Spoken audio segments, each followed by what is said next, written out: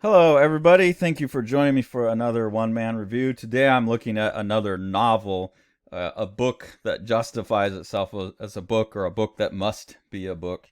A really beautiful piece of formalist. I would still call it a graphic novel because the graphic design is such an important part of this. This is A Life in Books, The Rise and Fall of BLEU MOBLEY, the long-awaited memoir and retrospective monograph featuring all 101 of BLEU MOBLEY's books.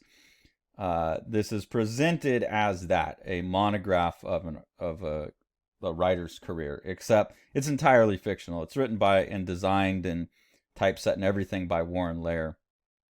And it's presented as a monograph, where Warren Lehrer is doing academic work about the life of BLEU MOBLEY, but BLEU MOBLEY is entirely fictional. The amount of ideas and the amount and variety of style of design in here, beyond how smart of an idea this is, the execution of this book is absolutely astonishing.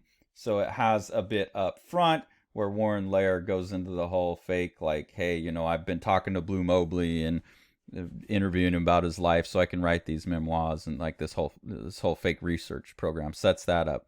Then it has like a bit of a textbook thing where it shows you the different types of information that could show up on any given page, which is memoir, that's the written memoir composed entirely of his own words. Then there's BLEU MOBLEY's words, interviewed. He's supposedly in prison, and he sent his prison tapes and one-on-one interviews to Warren Lehrer, and so these are composed out of that. Then the chapters, which is just dividing the book up. Articles and letters. This is actual supposed letters or articles that BLEU MOBLEY wrote during his career, for print or to people. The book covers, they have each book cover. So this is something Warren Lehrer had to have designed. They have the catalog copy for the book, the publisher and the publication dates, and oftentimes excerpts. And in the memoirs, the autobiographical parts, they'll kind of sync up what was going on in his life and how it inspired the book. So it's super rich, kind of metatextual things going on. Remember, this is all entirely fictional, even though it's presented as real. So Warren Lehrer, as a writer, had to come up with 101 books that he basically just threw away. Had to create convincing, compelling plots and excerpts from, but then not follow up on, just to fill this book. He's also doing a lot of really fun typographic things, design things, like from a graphic design standpoint, that I think pushes, like the written word into something more graphic. So this becomes a graphic novel in a sense. Here's like an early article supposedly written by BLEU MOBLEY. So all of those things are spot on and extremely well designed. BLEU MOBLEY himself, as a character, is a formalist experimental writer in his early days, and so there's a lot of mock-ups of his early experimental writing and how he combines images and words and typesetting. Handmade editions of books supposed, where he doesn't know who his father was, so he's writing all of these books about who his, supposing that famous people were his father, and then hand making them. So all of that had to be constructed and photographed to make this book. It's just a really, really impressive undertaking, an impressive bit of writing, an impressive bit of design. Here's the page from like the textbook how-to. So memoir, some clip of a letter or an article, an excerpt from this fake book, and each one of these books and the excerpts from them are compelling and well written, and like there's 101 books in here that I want to read, that I never get to read. I only get to see excerpts from them.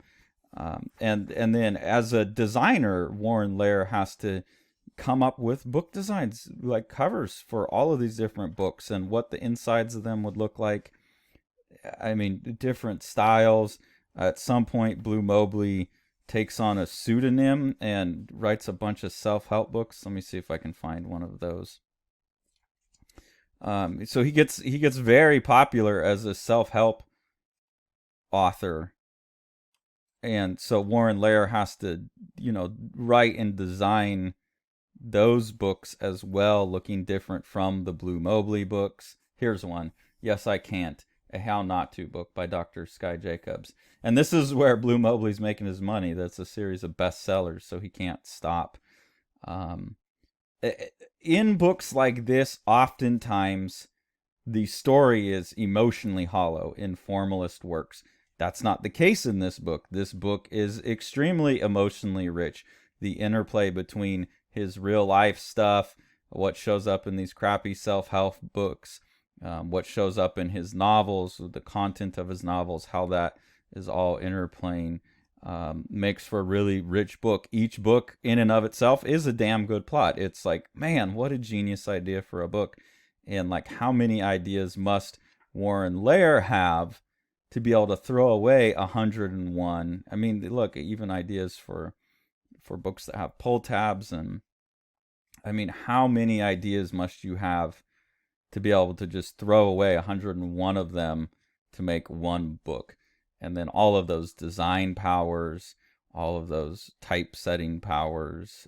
It's really one of the best books I've ever read, and an absolutely phenomenal piece of art, an absolutely phenomenal piece of literature, and a book that is so much about books.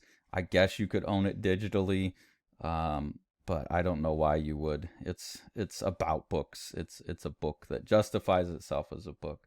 So I could not recommend this more. I wish that stuff like this, Matters of Fact, the deluxe edition. I wish that all of these books in here existed, but I'm sure they never will. So yeah, I cannot recommend this book enough. Thanks for following along, you all. And take it away, Jack. You want to see all these books? Smash that subscribe button and the like button and the bell, and then you get them.